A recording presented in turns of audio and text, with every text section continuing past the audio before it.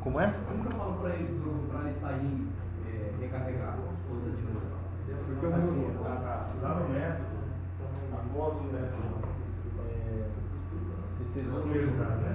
Não, após a inserção. Após a inserção, após a gente chamar o método salvar e tal, embaixo tem que atualizar a lista, igualzinho. Mesma coisa. Vamos lá, gente, vamos lá.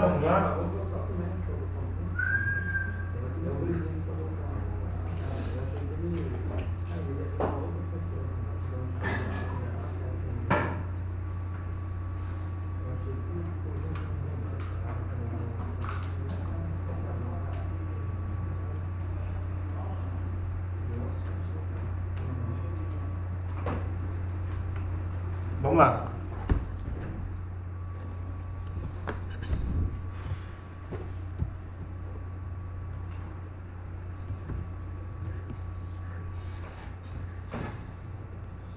Pessoal, se você se perdeu, alguma coisa assim, está com alguma dificuldade, não se preocupa em ficar tentando mexer no seu projeto.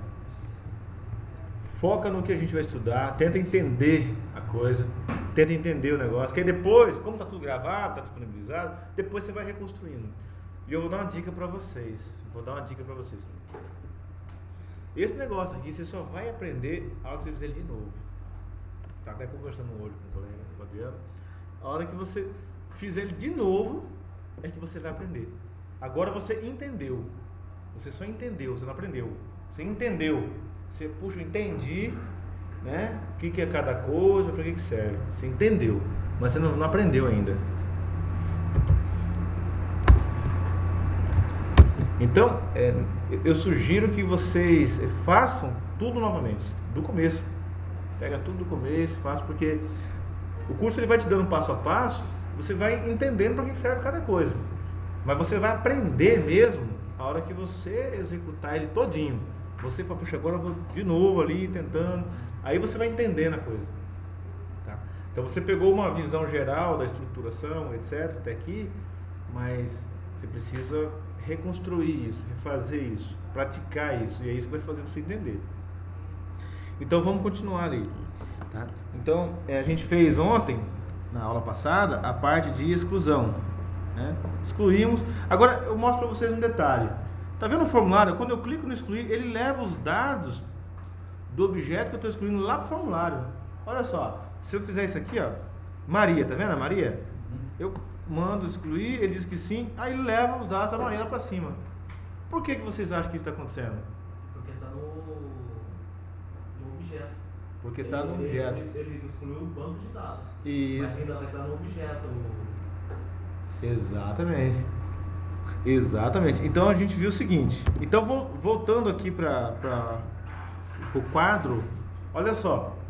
Ao clicar no item para excluir do nosso data table, o que a gente faz? A gente pega esse item e inserimos, setamos naquele item, naquela linha, um objeto usuário na propriedade usuário do nosso usuário BIM. Então, como nós setamos aqui para poder excluir, automaticamente os dados que estão dentro desse objeto vão ser exibidos no formulário. Por quê? Porque eles estão sincronizados.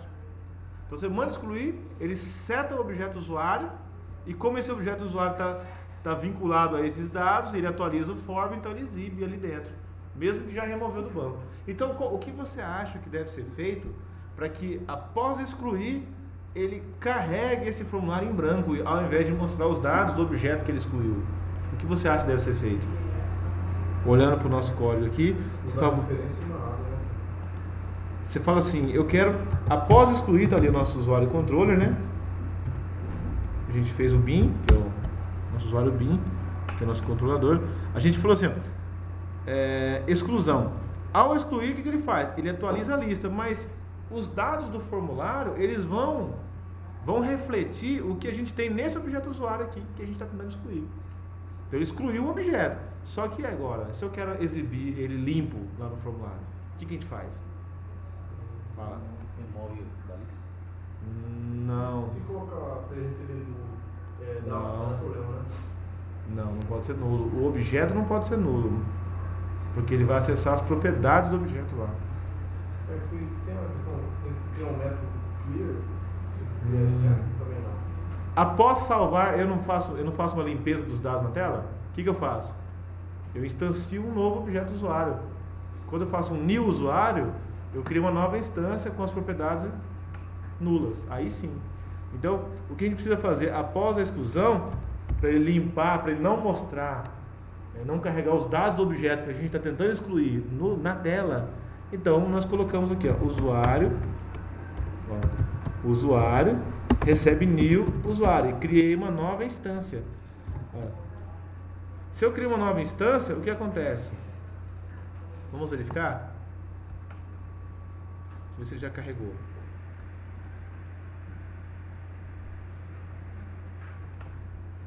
Tá dando start aqui, eu acho que deve ter carregado já.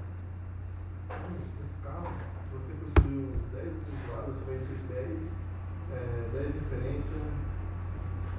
Instanciar, então, depois de recarregar, antes de recarregar a lista, pedir para ele instanciar o usuário de novo. Não importa se é antes de carregar a lista ou se é depois de carregar a lista. O que importa tem que ser depois da exclusão. Porque no momento da exclusão, ele ainda precisa do objeto usuário. Agora, após a exclusão, olha lá, perceba que o nosso form ficou limpo, olha lá. Ele pergunta e fica limpo. Por quê? Porque agora a gente instanciou o dado. Para editar, ele leva o dado. Para excluir, ele limpa o dado. Então ficamos aqui, ó.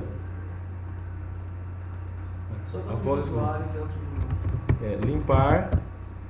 Vamos pôr aqui, ó, limpar propriedades. Isso aqui é para, tipo assim, nova instância, né? Na verdade o objetivo é nova instância para limpar formulário. Vamos colocar assim, fica mais fácil. Limpar formulário. Porque aí o formulário lá nos dados já vão estar todos bem limpinhos. Entenderam até aqui?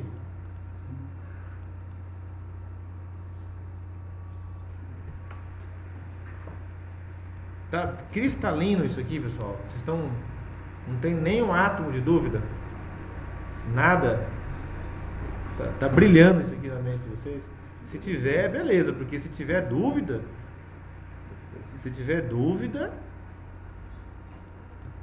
Bom, então vamos lá. Agora o próximo passo, qual que é? A gente fez isso aqui, bonitinho e tal.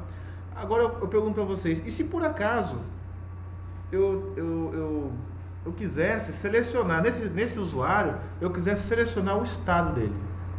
Qual que é o estado desse usuário? Onde que ele mora? Qual é o estado dele? Colocasse um estado, o que vocês acham que eu devia fazer? Criar um campo a mais. Criar um campo a mais. Isso, primeira coisa a fazer é colocar na classe o usuário. Por quê? Fazer um vínculo, uma associação, né, do tipo tem um, ou seja, um usuário tem um estado, por exemplo. Então nós temos que fazer isso. Primeira coisa, fazer uma modificação na nossa entidade.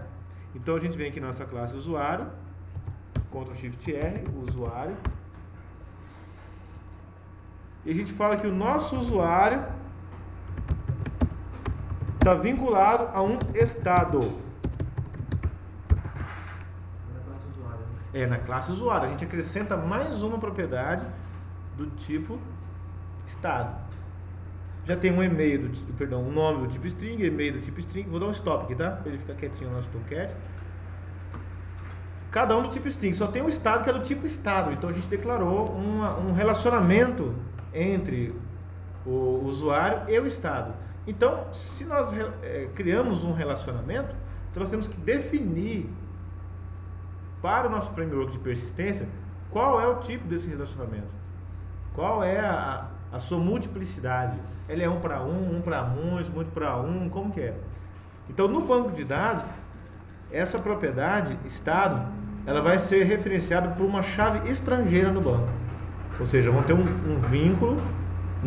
A tabela de estado, que existe uma tabela para ela, vai ter um vínculo com a tabela de usuário, onde nesse campo nós vamos armazenar o ID do estado. Para isso, para dizer que ele é uma chave estrangeira, para dizer que ele é uma coluna que vai ser vinculada com o registro de outra tabela, a gente diz que ele é um join column. Ele não é um column simples. Esse é um column. column. Esse é um join column, por quê? Porque ela é uma coluna que o dado dela, a origem do dado dela é uma outra tabela. Então é um join column. Esse aqui não, a origem do dado é a própria tabela, é o próprio campo. A origem do dado é ela mesma. Toda vez que tiver uma relação, essa aqui. É join column nesse caso. Agora, a origem do dado desse aqui é de outra tabela. Então a gente fala join column. Join, junta. Coluna que está junta com outra. Certo? Se uma coisa está junta, ela está junta com outra coisa. Não é verdade? Então, se ela está junto com outra coisa...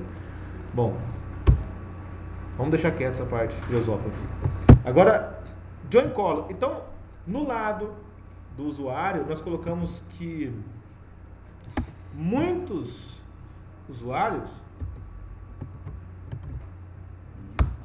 para um estado. Por exemplo, o usuário João é do MS, o usuário Maria é para o MS, o usuário Pedro é para o MS, o usuário José é para o MS. Entendeu? Então, muitos usuários para um estado. Many field. Ó, a leitura é assim, ó, many usuário to one estado. Ok? Muitos para um. Nós até poderíamos vir aqui no nosso estado e fazer uma lista para os nossos usuários. Aí nós estaríamos fazendo um relacionamento bidirecional. Mas nesse momento a gente não vai precisar fazer isso. Essa é a primeira coisa a fazer, é criar esse campo aí que representa essa chave estrangeira. Ok? A outra coisa é criar o nosso get set, né? Os nossos métodos encapsuladores. Source, generate get and setters e marcamos aqui o estado. Certo? Marcamos aqui o estado e já temos um get set aqui para ele, bonitinho. Tá? Agora, uma coisa interessante que a gente tem que começar a entender é alterar o critério de igualdade do objeto. Nesse primeiro momento, eu vou ensinar para vocês um detalhe aqui. Por exemplo, um objeto usuário. Quando que um objeto usuário é igual a outro objeto usuário? Um objeto estado. Quando que um objeto estado é igual a outro objeto estado? Isso, exatamente. Por exemplo, eu vou fazer uma classe teste aqui, vocês nem precisam fazer comigo, só acompanha a lógica para entender, tá? Não faz parte, eu vou fazer um teste aqui só para explicar para vocês. Teste igualdade, ó. Igualdade. Fiz aqui um teste de igualdade. Vou fazer só assim, ó, público estático, vai comigo. Olha o que eu vou fazer. Eu vou criar um estado aqui, estado 1 recebe new estado. New estado. Aí eu venho aqui e faço estado 2 recebe new estado. Pronto. Tá ali. Se eu vier aqui e falar estado 1 ponto 7 opa tá 11 estado 1 ponto 7, por exemplo, o F aqui, ó, MS. Aí eu venho aqui e falo estado 2 ponto 7 UF MS.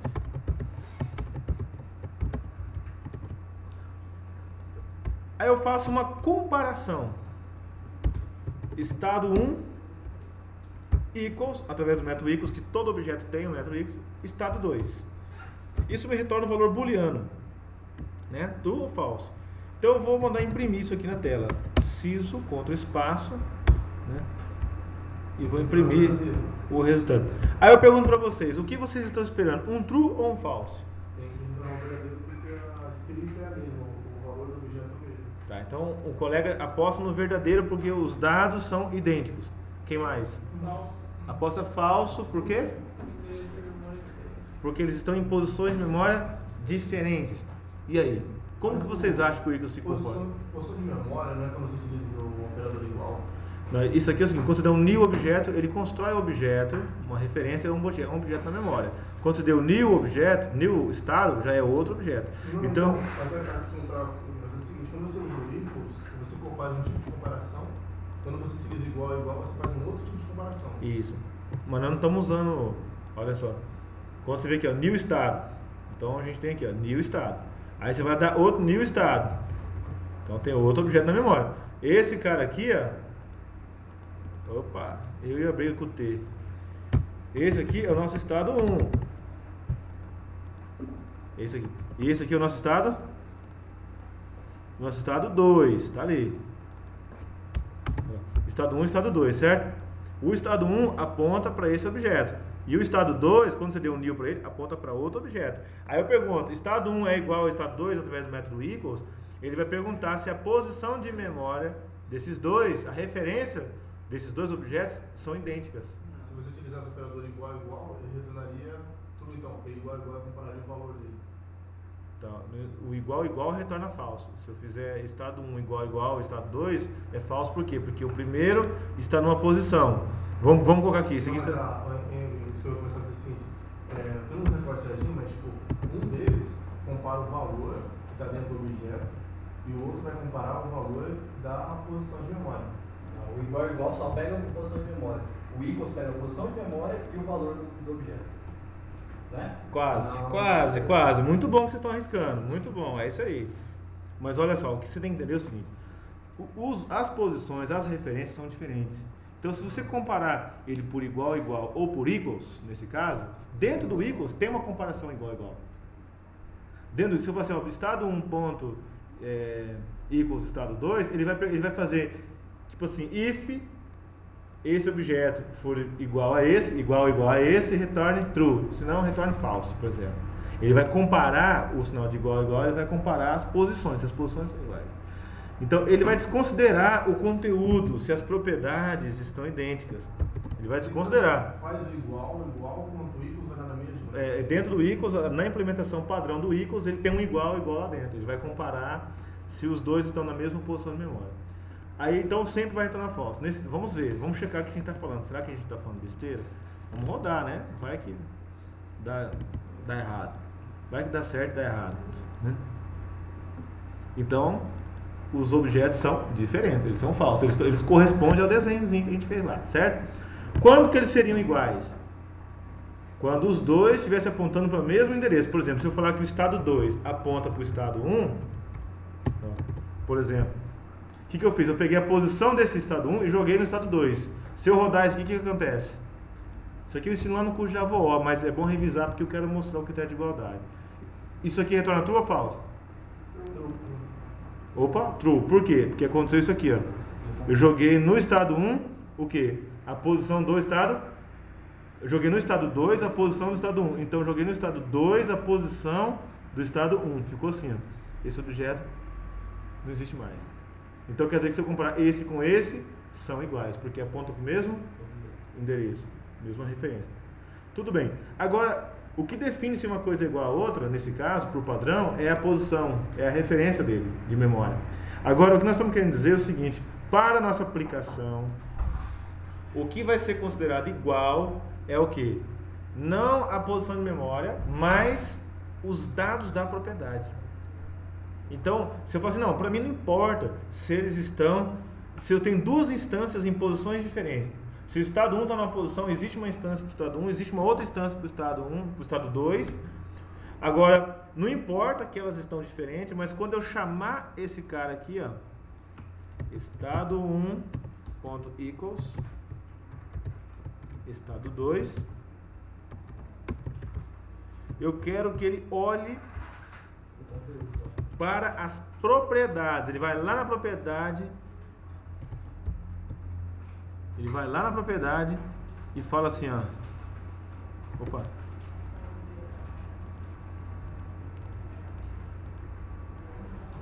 Ele vai lá na propriedade e fala: a propriedade, por exemplo, o F do estado 1 é igual à propriedade o F do estado 2? Então eu vou dizer que é true. Porque o framework vai precisar dessa informação.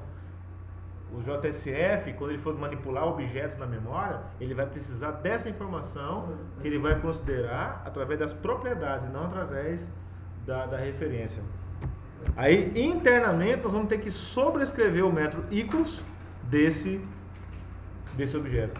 Então, tem que sobrescrever. Nós não podemos mais utilizar o equals padrão.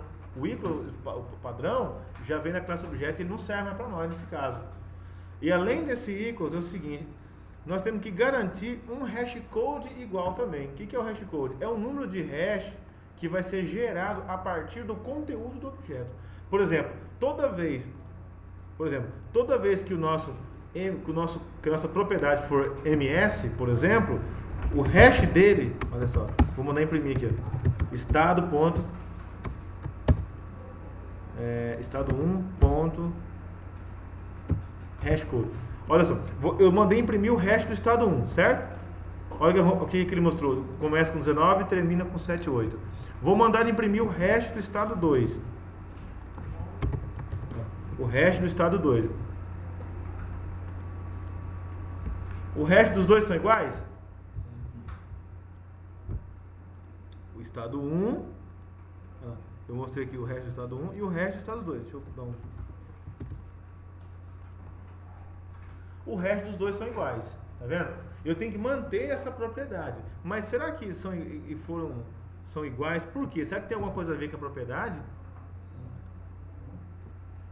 Olha só, será que eu estou imprimindo a coisa certa? É que você tem que dar o mesmo estado lá, né? Então olha só. Você está apontando. Eu estou apontando para o mesmo objeto, então o estado 1 e o estado 2 é o mesmo. Agora se eu volto aqui à instância, isso, bem visto. São objetos diferentes, com propriedades iguais, e eu mando rodar. Deu até uma... Cadê o hash? Está diferente, mas está igual, as propriedades são idênticas. Por que o hash está diferente?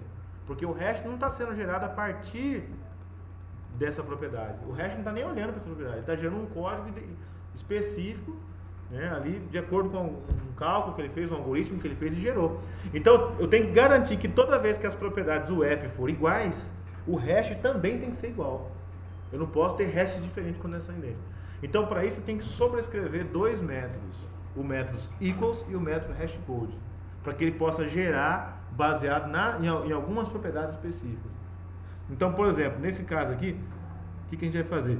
Eu vou dar uma notícia boa para vocês. Tá vendo o estado? Nós vamos dizer o seguinte, ó, toda vez, por exemplo, que o ID e o UF forem iguais, idênticos, o mesmo código e o mesmo UF, por exemplo, for iguais, então já vou considerar que os objetos são iguais. Então eu faço assim, vamos colocar só a propriedade UF para a gente testar. Olha só o que eu vou fazer. Source generate hashcode equals, né? Desmarca esses dados aqui. Deixa esses dois, o F e D, vai. Marquei os dois. O que ele fez? Ele gerou, vou até mudar de posição, um hashcode e um equals.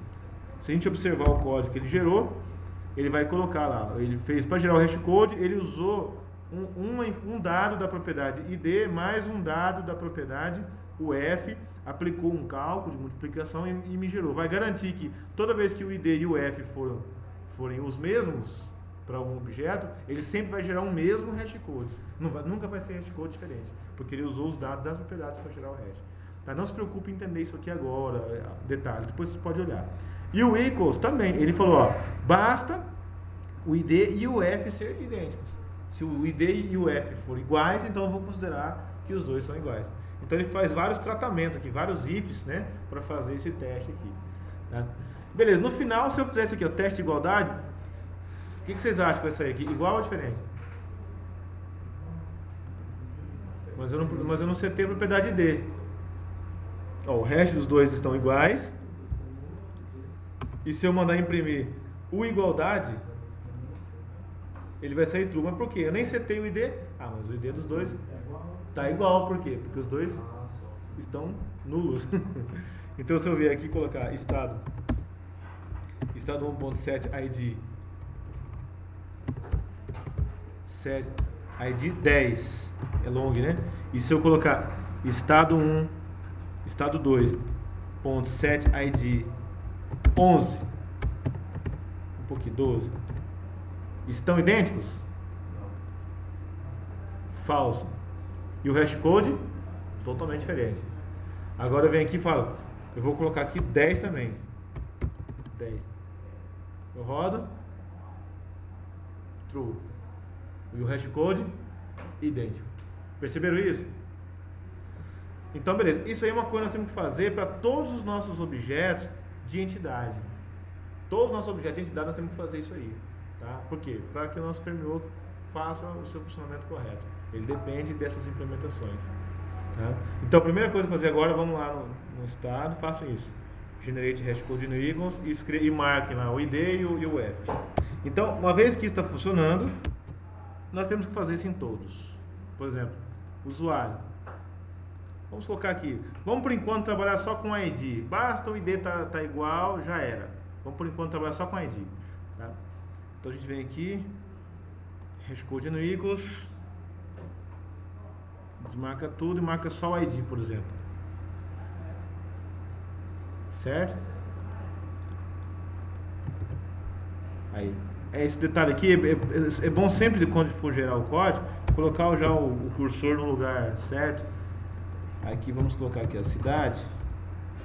Também já coloca lá embaixo, source, generate hashcode no equals, marca o ID aqui por enquanto, só pra gente começar a brincadeira. Só o ID por enquanto, pra gente começar a brincadeira. Bom, aí tá aqui. Agora o próximo passo, que a gente, lembrando que o nosso objetivo é fazer o quê? Uma relação, né, da nossa tela, um relacionamento do usuário com o estado e trazer isso para a tela. O próximo passo que a gente tem que fazer é o quê? É entender como funciona essa questão de conversão. Uma coisa que eu vou aprender agora é sobre conversão. Então vamos prestar atenção num detalhe aqui no quadro aqui. Preste atenção num detalhe. Por exemplo, na tela, nós queremos trazer uma lista de opções. Imagine que isso aqui é uma lista de opções. Né? Aqui embaixo vai aparecer aqui, né? MS, SP, primeiro lugar é o nosso aqui, ó, MS, depois SP, depois RJ, né? Beleza. Então nós temos aqui uma lista de opções para o usuário selecionar. Então imagine aquela setinha aqui, aquela caixa de seleção, o usuário selecionou, aparece a relação para ele selecionar, né? Para ele escolher. Tudo bem? Vocês estão imaginando aqui uma listinha, né? Um cliquezinho para ele, igual isso aqui, ó. Igual esse botãozinho. Desceu aqui e escolheu, certo? Estou fazendo um jeito meio tosco. Eu poderia até usar uma ferramenta aqui de mockup para mostrar mais bonito, mas eu acho que vocês entenderam o sentido da coisa, né? Beleza. Aí agora, olha só, para você carregar isso aqui na tela, com essas opções para o usuário escolher, aqui na tela, tem que usar a imaginação, gente. Ó, estado, para ele escolher. Mas para carregar aqui na tela, nós temos que transformar uma lista de estado e uma lista de string. Então nós temos aqui do lado do servidor uma lista de objetos de estado. Estado 1, estado 2, estado 3. Eu tenho uma lista de estado. Esse estado é o MS, esse estado é o SP e esse estado é o RJ. Tá ali. Certo? Então nós temos uma lista. Ou seja, uma lista que são várias posições, né? Nesse caso aqui, 3 posições. Então nós temos aqui um vetorzinho dinâmico de 3 posições que está apontando, que aponta para cada um desses objetos. Aí eu tenho um detalhe aqui, toda essa história. Tem um grande detalhe aqui. Aqui é a posição 0, 1 e 2. Do lado do nosso servidor aqui, essa lista, ela está como objetos estado. Só que na hora de mostrar na tela, cada item desse aqui vai ser exibido como uma string, como um texto. Tudo que está no navegador é um texto. Então nós vamos ter aqui do nosso Manage Bean, vamos colocar aqui, né? Do nosso Manage Bean para cá, esse componente que vai carregar essa lista vai ter que transformar esse cara numa string. Então essa string vai ser referenciada pelo ID número 1, esse vai ser pelo ID número 2, esse pelo ID número 3, que é o código de cada objeto. Imagine que esse aqui é o ID 1, né? Esse é o ID 1, esse é o ID 2 e esse é o ID 3. Presta bem atenção. ID 3. Então para cá nós temos uma lista de strings, cada um tem o seu ID. Então só que como que eu vou fazer esse meu objeto estado ser convertido numa string UMS cujo ID é 1? Como que eu vou fazer esse meu outro objeto estado ser transferido e convertido para uma string cujo ID é igual a 2? E assim sucessivamente. Para a gente fazer isso, nós vamos usar o que a gente chama de conversor. Então nós vamos colocar um outro objeto aqui no meio da jogada, entre a tela, né, e o nosso bin, conversor. Esse conversor, nós vamos chamar ele de estado converter. Vamos dar um nome para ele. ele vai ser o estado converter. Por quê? Porque ele vai ter que ser acionado para que ele possa pegar o nosso objeto estado e transformar em string. Transformar em string na tela. E vice-versa. Quando um estado desse é selecionado, por exemplo, o estado MS é selecionado, então esse dado vai ser transferido para o servidor, para o nosso ManageBean, vai ser transferido como um texto. Só que ele tem que ser convertido para um objeto estado do lado de cá.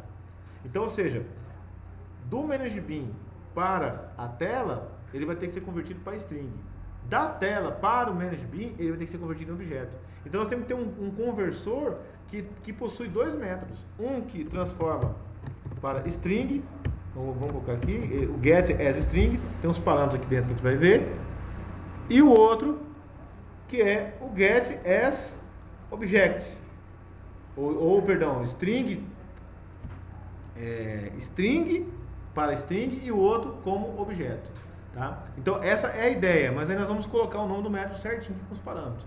Então nós temos que ter um cara que pega como string e temos que ter um cara que pega, vamos colocar a ideia aqui só pra gente, isso aqui é a ideia lógica, tá?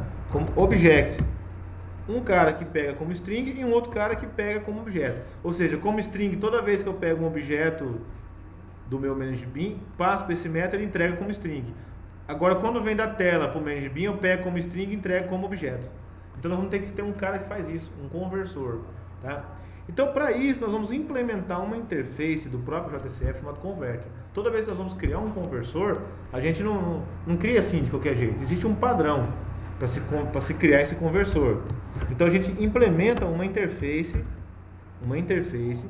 da própria API do JSF chamado Converter. A gente implementa essa interface e essa interface já obriga a gente a implementar os métodos de conversão para string e o método de conversão para objetos. Já obriga a gente a fazer isso. Então seria algo como assim, por exemplo. Então a gente vem aqui no nosso controllers, tá vendo aqui, ó? Controller bin. A gente pode vir aqui até criar um novo pacote aqui, ó. New package. Um novo pacote. Ao invés de bin, tá vendo? A gente pode vir aqui, ó, converter. Dentro do controller, vamos criar um conversor aqui, ó. Converter. Um pacote só para colocar, porque nós vamos ter vários conversores. Vários conversores. E aqui nós podemos fazer o seguinte, ó, tá vendo esse converter, esse pacote converter? Vamos criar uma nova new class, vamos chamar de estado converter. Então toda vez que você for representar um objeto dessa forma, como uma lista de opções, nós temos que trabalhar com um conversor. Vai inserir ele na tela, vai representar uma lista daquele objeto como opções, tem que criar um conversor para ele, um converter. Estado converter. Aí nós podemos aqui mesmo já implementar a interface. Ou então, vamos finalizar aqui, né?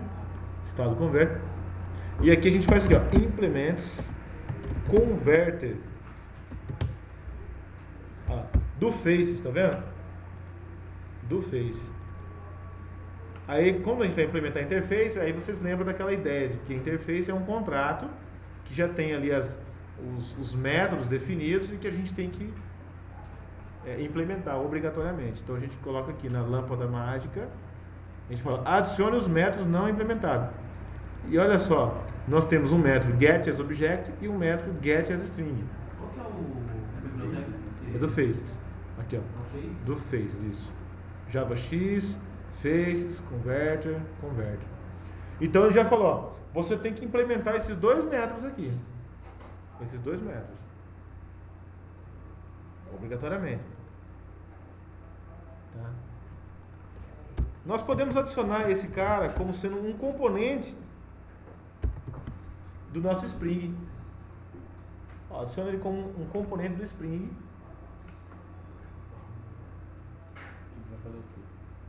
Ele vai ser autocriado pelo Spring. Ele vai ser instanciado pelo Spring. Porque em algum momento precisa. Ou o próprio, como a gente sugeriu, ó, named, nós estamos colocando aqui, ó, named. É a mesma coisa de dizer que ele é um componente, só que já utilizando uma notação definida na especificação. Então, é a mesma coisa que dizer que ele é um componente do Spring. Ele é um componente do Spring. Ele vai ser construído pelo Spring. Está ali. Estado converte. Agora, o que vai acontecer? Eu tenho que implementar o método getAsObject e o método getAsString. Por exemplo, esse meu estado converter vai pegar o dado que está vindo da tela, tá vendo? Ó? O nosso getAsObject, o que ele faz? Ele pega o string que vem da tela, isso aqui é o string que vem da tela, sempre vai ser um número, 1, 2, 3, o ID no caso, e tem que transformar ele para instância de objeto. Por exemplo, se chega aqui o ID número 1, eu tenho que ir lá no banco de dados buscar o cara e trazer a instância e retornar. ID número 1. Se vier aqui um objeto lá do banco de dados, número 1, eu tenho que devolver ele como string para a tela. Isso aqui é bem facinho, ó. Por exemplo, eu posso ver isso aqui, ó, objeto, eu posso chamar isso aqui de estado.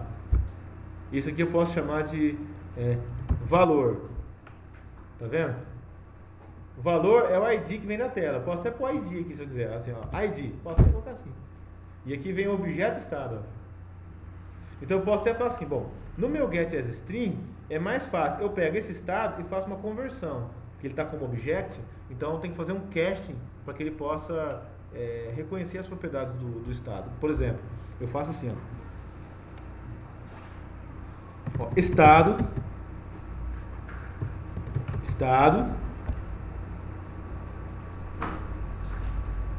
vamos pôr assim, ó, estado E recebe esse estado aqui, ó, tá vendo? Convertido, estado, um cast, uma conversão, estado. Tá ali. Ctrl Shift O para corrigir a importação aqui, ó. Aí. O que nós fizemos? Então ele vai chegar aqui como object, que é mais genérico, é um tipo mais genérico. Ele chega como object, a gente converte ele para estado. A gente converte ele para estado e eu tenho ele aqui na minha mão. Bom, o getAsString, ele quer dizer o seguinte, chega o objeto estado para esse método, a gente entrega ele para a tela só o ID como string. Então a gente faz isso aqui, ó, e.get ID, que é um número, ponto toString. Olha o que ele fez. Ele pegou o objeto que está vindo do ManageBean ali, e ao levar ele para a tela para apresentar, ele faz o quê? Ele pega o ID e entrega somente o ID. Isso faz com que ele entregue só o ID lá para a tela. Só que ao contrário, quando vier o ID, eu tenho que buscar ele, pedir para o meu Entity Manager trazer ele e carregar ele na tela para mim. Então eu vou precisar aqui o meu estado service na mão. Nós temos o estado service? Nós não temos, porque eu tenho que buscar lá no banco pelo ID. Busco pelo ID e carrego na memória para mim. Eu tenho que fazer essa busca lá. E eu não tenho. Eu não tenho ele ainda. Mas então a gente pode fazer.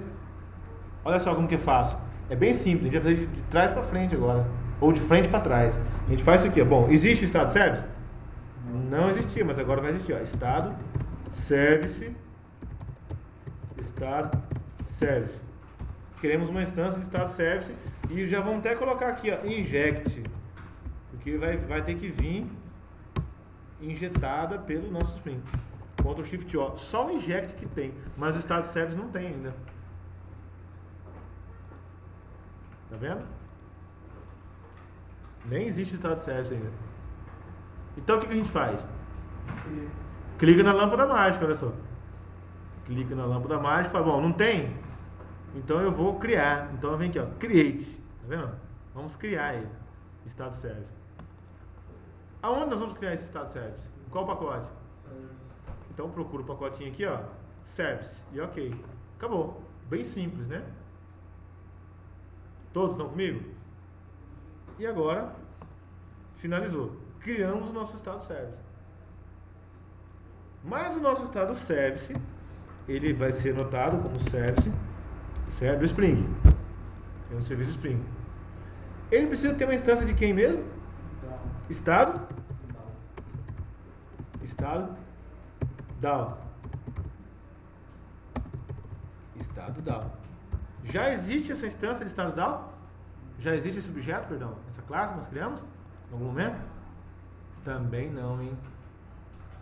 Também não criamos esse estado DAO. Então, como nós vamos puxar uma lista de estado na tela se nós nem criamos ela ainda? Então a gente vem aqui e faz o quê? Olha só. Crio aqui e também cria ele. Cria o nosso estado DAO. Aonde nós vamos criar? Em qual pacote? Pacote Model DAO. E finish. Parei aqui. Todos conseguiram chegar até aqui? O service. Salva e salva. Ficou bonitinho. Agora o nosso converter não tem erro nenhum, porque agora existe o service. O service existe com o DAO e o DAO já foi criado também. Então está tudo incompleto, né? Mas já temos. Pode perguntar. O que você tem que perceber é que essa parte de criação de classe agora é simples. Você cria um bin, cria um service, cria um DAO. Cria um bin, cria um service, cria um DAO. Certo? Ficou simples essa parte. A parte mais difícil do nosso estudo é a parte de configuração, vincular os frameworks, fazer a integração. Essa é a parte de estrutura de projeto, ela é um pouco mais delicada, né? Então, ela aqui... Agora, daqui para frente fica tudo muito mais fácil de trabalhar. Pronto. Agora vamos fazer o estado DAO. Vamos colocar o inject aqui, para que ele possa, né, fazer a injeção da dependência. E voltamos para o estado DAO. O nosso estado DAO, qual vai ser a anotação mesmo dele? Repositório. Certo? Aí você fala, eu quero ter um método, busca todos. Por quê? Porque eu quero listar todos os meus estados na tela, não é assim? Então, esse aqui vai ter que ter um método salvar, excluir, buscar. Tudo igual aos outros. Você, olha só, presta atenção. Você vem aqui e você fala, pô, mas eu já fiz aqui o meu usuário DAO. Olha só, o meu usuário DAO como que ele está. Ele já tem o salvar, ele já tem o excluir, ele já tem o buscar todo, ele já tem o busca por ID. Não seria só eu copiar isso aqui, colar lá e mudar de usuário para estado? Seria. Se a gente quisesse, tipo assim, matar em 1 segundo, a gente faria. Mas depois nós vamos começar a pensar já em, opa, será que não é o caso de eu montar uma interface DAO para definir, porque está tudo muito parecido. Vamos criar um padrão para esses DAOs. Então é algo a ser pensado e evoluído. Tá? Então, quem sabe nas próximas videoaulas aí a gente coloca como montar um DAO genérico, por exemplo. Aí já seria a evolução do DAO. Será que não teria como eu criar uma classe genérica DAO e deixar tudo isso já pré-implementado e eu só estender essas funcionalidades? Existe. Sim, esse é o caminho. Mas para hoje a gente não tem ainda esse conhecimento. Então o que nós vamos fazer? Nós vamos fazer assim, nós vamos fazer um método mais bruto que existe. Nós vamos copiar isso aqui, tá vendo? Copiar isso aqui, levar para o usuário DAO, para o estado DAO e colar lá dentro. É o método mais bruto que existe. Para hoje é esse, é isso. Entendeu? Salvar? Você copiou? Tudo eu copiei, desde o Entity Manager, tudo, até o construtor eu copiei, porque eu vou fazer um replace geral aqui dentro. Vou só substituir o usuário por estado. Esse é um método bruto. Né? A gente não sabe ainda como funciona essa questão de genérico, então vai ter que ser assim, por enquanto. É o que a gente tem na mão agora, dessa aula. Eu praticamente só tirei aqui, ó, a parte da classe. Eu vim daqui da linha 15 e fui até a 45 aqui, copiei tudo. Aí eu volto aqui no meu estado DAO e falo, bom, agora o que eu tenho que fazer? Eu tenho que sair substituindo, não tem? Tudo que é usuário no vira estado, Ctrl F, olha só, usuário com U maiúsculo vai virar estado com E maiúsculo. E aqui, case sensitive. Porque perceba que nós temos dois, ó, usuário com U maiúsculo e usuário com U minúsculo. Então nós vamos trocar todos os que estão com U maiúsculo por todos que estão com estado maiúsculo. Aí fica assim, ó, replace all. Fecha o olho e clica. Aí, ó. Qual que é o atalho que você foi? Ctrl F. Agora eu vou Tinha que trocar. marcar nenhuma opção nele, não, né? Não, agora eu vou ter que marcar aqui, ó, case sensitive. Então dá Ctrl Z. Volta aqui, ó, O minúsculo por E minúsculo. Fica assim, ó. Troca tudo. Pronto. De repente, o nosso estado DAO ficou pronto. Prontinho, ó. Olha lá, estado DAO, espera um estado comparando. Só um detalhezinho que ficou esquisito aqui, ó. Por exemplo, nessa nossa busca toda ficou assim, ó, select U. Entendeu? Falou, quem que é tal do U? Ah, é o nome que a gente deu para o nosso estado. Só para não ficar assim esquisitão, a gente põe E aqui, ó, de estado. Pô, E de estado, né? Não é U. U era do usuário. Não ia dar pau. Não ia dar pau, ia funcionar bonitinho. Mas ia ficar esquisito, sei lá. Né? Então, com isso, nós temos agora o nosso usuário, o nosso estado DAO funcionando. Mas, quer dizer, funcionando entre aspas, né? A gente tem o nosso estado clonado, né? A gente não tem um teste ainda para rodar. O caminho certo é o quê? A gente fazer um teste. A gente vai lá, cria um teste, né? E começa a fazer. Aí você fala, poxa, eu vou perder tempo. Não, a gente vai ganhar muito tempo. Então a gente vai fazer o seguinte, sabe o nosso teste usuário? A gente poderia duplicar ele, não poderia? Poderia, né? Mas olha só o que a gente vai fazer. Vamos testar. Aí, o teste usuário já está tudo redondinho. Para saber se está funcionando. Vamos testar pelo menos a inclusão do estado. O salvar o estado, porque a gente vai precisar mesmo de alguns estados salvos. Então a gente testa pelo menos o salvar dele. Então o que eu sugiro a gente copiar agora é pelo menos essa configuração aqui, tá vendo? Essa configuração todinha aqui, ó. Só isso aqui. Só isso. A gente copia só isso aqui. Teste usuário DAO e copia só essas anotações que a gente vai precisar. Para ele não digitar isso aqui tudo na mão. Então copia. E vamos criar uma classe de teste aqui do lado do nosso usuário DAO. Vamos chamar ela de teste o quê? Como que vai ser? Teste estado DAO. Criou o teste estado DAO e joga aqui em cima as anotações para ele funcionar com o nosso Spring. Só isso que eu queria que vocês fizessem. Criasse pelo menos o teste estado DAO. Para a gente testar se o salvar vai funcionar mesmo. Lá dentro do main, junto com onde está o... No pacote de teste. Nós temos um pacote de teste aqui, ó, chamado SRC, teste, Java. Aí tem aqui, ó, teste. Tudo isso aqui é teste. Então a gente vai lá e coloca o teste estado DAO ali. E Wilson, esse aqui foi... Eu não tá dando esse teste, não. Colocou... Ele tá dando com outra pasta aqui. Então, mas tem que ser dentro da parte de teste. Sim, tem uma pasta teste, só que não tá dando... Nem você mostrou tanto o pacote. Não tem problema. Estando na pasta teste é o que importa. Pode deixar dentro da pasta teste. E agora aqui nós vamos fazer o seguinte. Vamos colocar aqui um método public, void salvar. Salva. E aqui nós vamos dizer, ó, mas espera aí, não adianta colocar o método salvar ainda, né? Posso até escrever aqui, mas eu ainda vou depender de um DAO para ele injetar. Então eu venho aqui e coloco assim, ó, estado DAO. Estado DAO. E eu tenho que dizer que é para ele injetar esse cara aqui. Pronto. Injete esse estado DAO para mim, que eu preciso testar ele. Aí nós vamos testar o salvar. Então a gente cria um estado e recebe new estado. Vamos chamar esse estado aqui, a instância dele, vamos chamar de ms. ms.set uf e vamos chamar de ms. ms.set somente isso, o ID não precisa. E vamos testar o salvar. Então a gente roda aqui, ó, estado DAO ponto salvar o nosso ms. Estado do Pantanal. Então ele diz o seguinte, ó, coloca, ele diz assim, ó, esse salvar está me dizendo que ele vai lançar uma exception caso, né, ele encontrar algum problema. Então o que você quer fazer? Vai tratar a exception ou você vai apenas declarar também que o salvar lança? Então a gente só declara, né? Nesse caso, a gente não quer tratar, o objetivo nosso aqui é saber se ele vai salvar ou não. Então a gente roda, nós podemos rodar com o JUnit e começar a ver os bugs aqui, né? Olha só. Ele falou que não achou esse XML. É claro que ele não achou. A gente sacaneou, sabe o que a gente fez?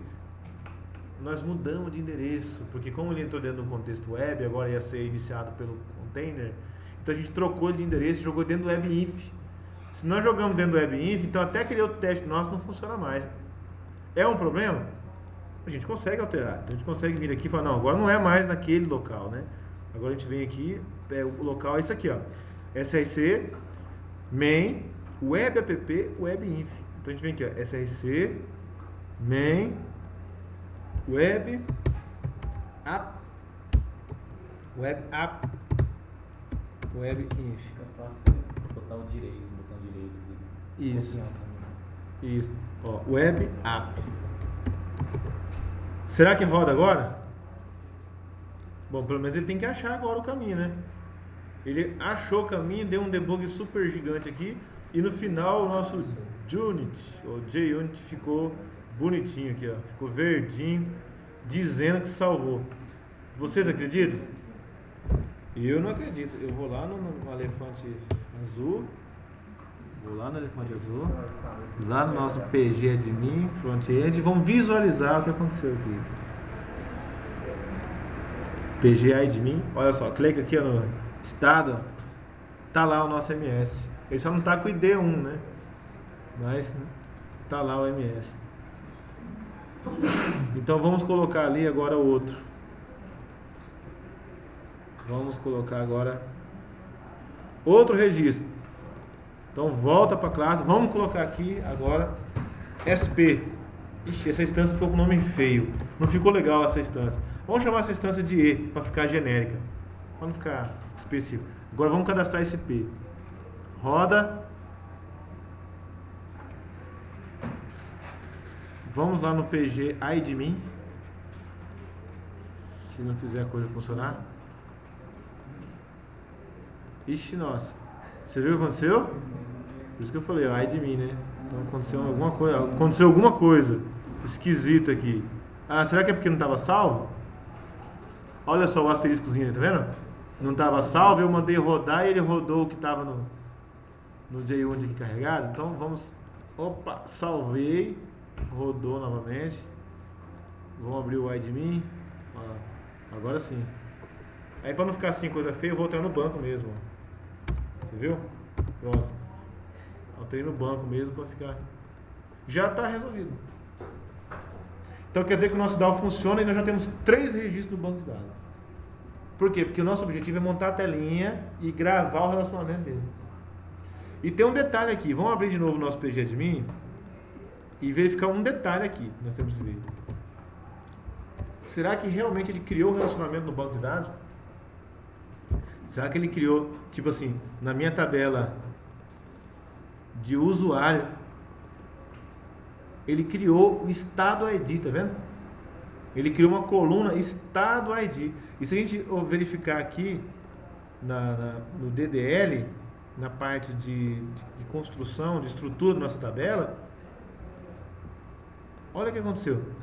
Ele falou, eu quero colocar uma coluna estado ID. E ele disse que esse estado ID é uma constraint. Olha só, é uma foreign key, é uma chave estrangeira que está vinculado com quem? Está referenciado com a tabela estado na coluna ID. Ele falou, ó, o campo dessa tabela, o dado desse campo, é uma chave estrangeira, uma constraint, né? Ela é uma foreign key chamada, deu o nome dessa chave, e está referenciando a tabela estado na coluna ID. Ou seja, aquele join column nosso fez isso. Ele que fez essa construção. Então quer dizer que quando eu vou inserir dado aqui dentro do usuário, eu preciso informar nessa coluna um registro que existe aqui na tabela de estado. Senão não vai funcionar. Se não existir aqui, não vai funcionar. Entenderam?